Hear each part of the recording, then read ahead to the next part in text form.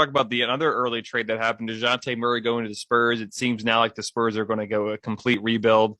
But let's talk about the Hawks standpoint at first. Now they get Dejounte Murray. They also have Trae Young.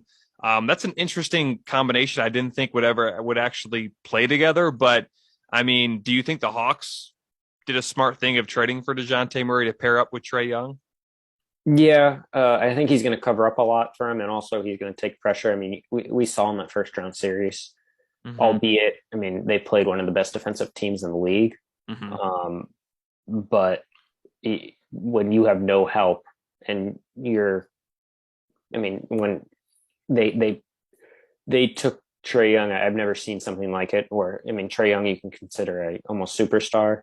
I Mm-hmm. mean, and you just totally take him out and he scores single digit points in multiple games in a playoff series. Yeah. They needed to do something. They did something. It'll be interesting if they can bounce back from this disappointing season. I don't know.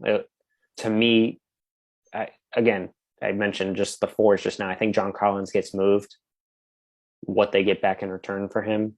Do they just get picks back? Do they get a rotational player that can be Mm-hmm. helpful? Do they get a combination of both? So it's tough for me to even a lot of these teams. It's like you kind of know who their stars are going to be, but you don't know the ancillary pieces because of everything's Mm-hmm. frozen. It's like we're all sitting Yeah. here waiting, like, okay, what's going to go on? I mean, it's like I don't know when you're releasing this, but it's like today the big news in NBA is LeBron's playing in the Drew League. So it's Yeah. like that's what because there's no news to be had. Mm-hmm.